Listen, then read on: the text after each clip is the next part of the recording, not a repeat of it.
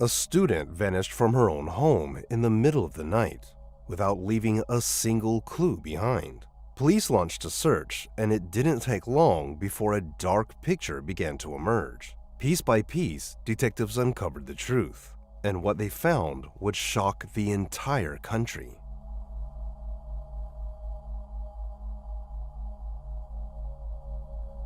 Eve Carson was born on November 19, 1985, in Athens, Georgia.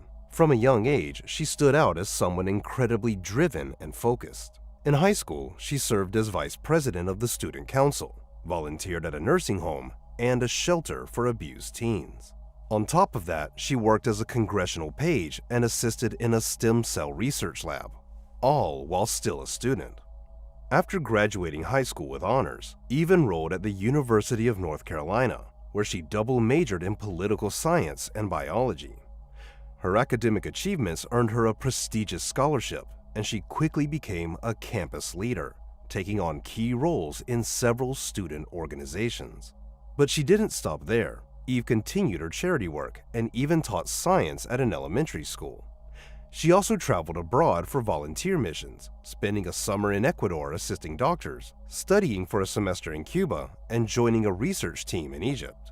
Eve was, without question, one of the most exceptional students at her college. She had big dreams for the future, and she was well on her way. Even before graduating, she had already been offered a job at a major company and was planning to start her career right after getting her diploma. In March of 2008, Eve was 22 years old and in her senior year of college. At the time, she was living in a house just off campus with a group of close friends.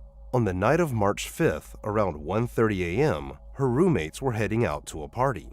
They invited Eve to come along, but she turned them down because she had classes to prepare for and wanted to stay in and study. So her friends left without her and didn't come back until 4:30 in the morning. When they got home, something immediately felt off. The front door was wide open, and the lights were still on inside. But Eve wasn't there, and neither was her car. It didn't make sense. Why would Eve leave in the middle of the night? And why would she leave the door open? Her friends tried calling her, but she didn't answer. Still, they figured maybe something had come up. Maybe she had to run out unexpectedly, so they waited, hoping she'd show up. But by the next day, there was still no sign of Eve. That's when one of her friends decided it was time to go to the police and report her missing. As soon as Eve's friend explained the situation to investigators, they told her something chilling. They had found the body of a young woman earlier that morning, but hadn't yet identified her. They showed the friend a photo of the victim, and she immediately recognized Eve. It turned out that around 5 a.m., just a short time after Eve had gone missing, police got a call from a woman who lived about a mile from Eve's house. She said she was jolted awake by the sound of gunshots, followed by a terrifying scream. Scared and unsure of what was happening, she called the police. Officers responded to the area and found the body of a young woman lying on the ground. She had no ID, no phone, nothing that could help identify her. The only thing investigators could confirm at the time was that she had been shot multiple times. After Eve's friend identified her, detectives spoke with her roommates and pieced together a rough timeline. At 1:30 a.m., she was at home studying. By 5 a.m., she was found dead just a mile away. The big question now was, how did she end up there, and who was responsible? Since Eve's car was missing, detectives started to think it might have been a robbery. That theory got even stronger when they searched her room and realized her wallet and credit cards were gone too. And they weren't anywhere near the body either. The medical examiners also confirmed there were no signs of sexual assault, which helped rule out another possible motive. When police checked her phone records, they saw the last signal came from a cell tower near a highway just outside of town. But the phone itself was never found. It looked like the killer had tossed it somewhere out in the woods. Then, detectives got their first real break. A car matching Eve's description had been found abandoned just a few miles from her house. The vehicle was immediately handed over to forensics for fingerprinting and DNA analysis. In the meantime, detectives uncovered something else.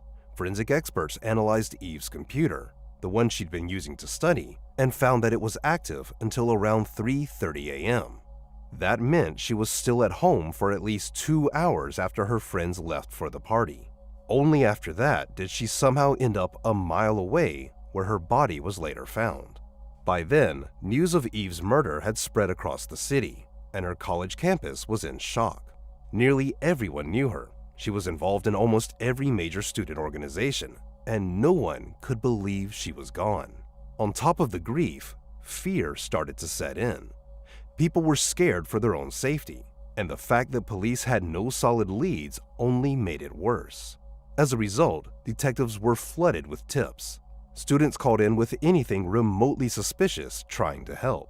But no matter how many leads came in, none of them brought investigators any closer to solving the mystery. But soon, investigators got a key piece of information. Since it looked like the killer had taken Eve's credit cards, they pulled her transaction history. And what they found was huge. Just 18 minutes after Eve last used her computer, someone withdrew $700 from her account using 2 separate transactions. They then tried to take out more, but hit the daily limit and were denied. The ATM used for the withdrawal was located near a shopping center on the opposite side of town. Detectives immediately requested the security footage, and sure enough, they got a hit. The video showed a man sitting in Eve's car, using her card at the machine. In the back seat, there appeared to be someone else. Investigators suspected it might have been Eve, but the image quality was too poor to say for sure. Forensic specialists tried enhancing the footage to get a clearer view, but it didn't help.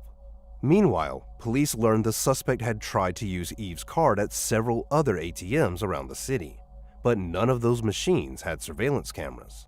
That continued until March 7th, when police got yet another alert about an attempted withdrawal.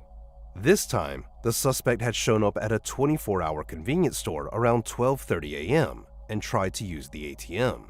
But Eve's bank declined the transaction. Officers rushed to the store, which was located in a nearby town, and this one actually had a working security camera. When they pulled the footage from that night, they saw someone trying to use Eve's card. But here's the twist. It wasn't the same man from the earlier ATM footage. Investigators now had to consider the possibility that more than one person was involved in Eve's murder. Either that, or the killer had given her card to someone else. They tried identifying this second suspect, but just like before, the image quality wasn't good enough to get a match. So, detectives turned to the public for help. They released both photos from the surveillance cameras to the media, hoping someone might recognize the suspects. And since almost everyone in the area had already heard about the case, the phones at the station lit up with tips. But once again, none of them brought police any closer to catching whoever had killed Eve Carson. That all changed on March 12th, when police finally got a lead that seemed promising. An anonymous caller reached out and said he recognized the man from the second surveillance video, the one from the convenience store. According to him, the guy's name was Demario Atwater. Detectives started digging into Atwater's background, and what they found was pretty alarming. At just 21 years old, he already had a long criminal record.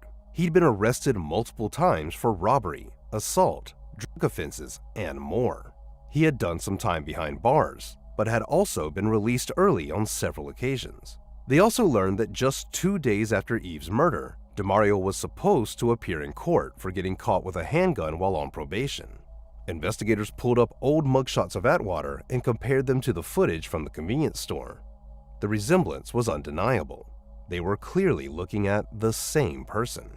They also found out that Demario lived near that store, so detectives headed straight to his house. During questioning, Demario insisted he had nothing to do with the murder, but the surveillance footage was enough to bring him in.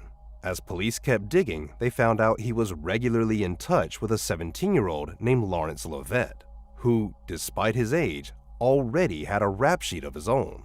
When detectives looked at Lawrence's mugshots, they instantly recognized him. He was definitely the one behind the wheel of Eve's car in the first ATM footage.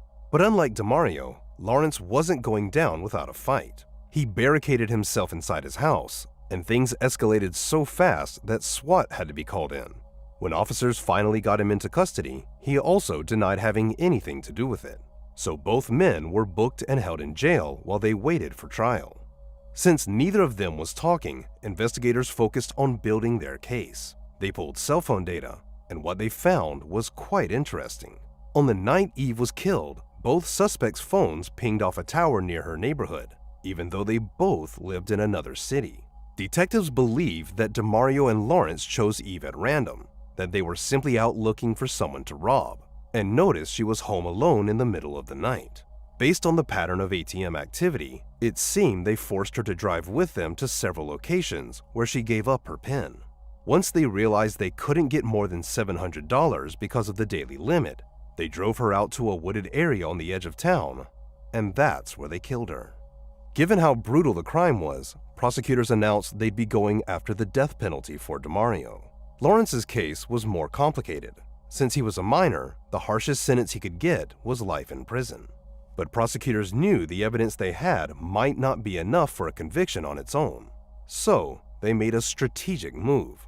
They offered DeMario a deal: plead guilty in exchange for taking the death penalty off the table. And he agreed. DeMario admitted that he and Lawrence set out that night looking to commit a robbery and make some quick cash. According to him, Lawrence called and suggested they head over to the university campus to find a victim. While driving through a neighborhood, they spotted Eve through a window in her home, and that's when they made their move.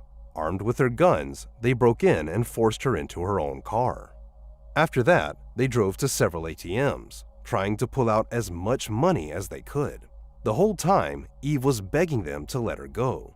She promised she wouldn't say a word. She just wanted to go home. But they had other plans. According to DeMario, they decided to kill her because she'd seen their faces, even though they never made the slightest effort to hide them. In the end, they drove her to that deserted street and shot her multiple times using 2 guns. DeMario also said something truly heartbreaking. Right before they killed her, Eve asked them to pray with her. Instead, they coldly gunned her down. In April 2010, 2 years after the murder, DeMario was found guilty. Because of the plea deal, the judge gave him life in prison instead of the death penalty, plus another 30 years. After the verdict, DeMario turned to Eve's parents, apologized for what he'd done, and said he deserved whatever punishment he got.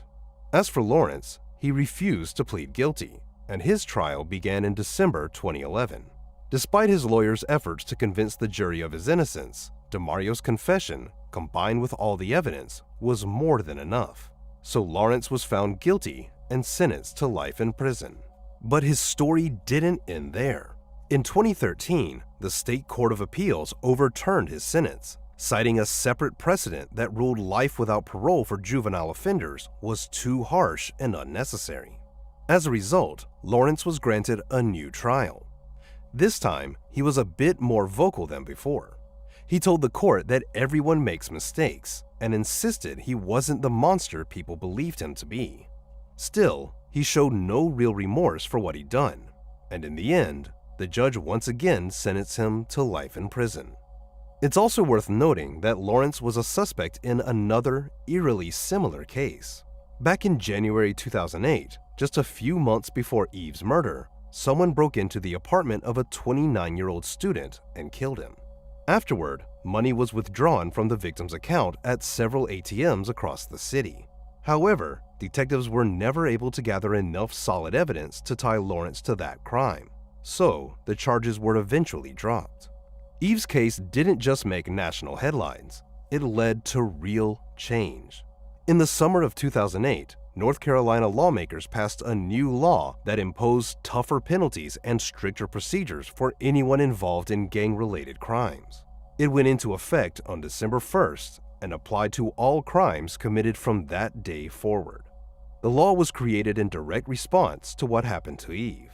At her college, a scholarship was established in her name, and a memorial garden was created on campus to honor her memory. In 2009, one of Eve's close friends became a finalist on American Idol. While performing on stage, he opened up about how her death pushed him to take the leap and audition. He said that without Eve, he never would have found the courage or the drive to chase his dream. Share your thoughts on this story in the comments section, and don't forget to press the like button if you enjoyed my video. Thank you for watching.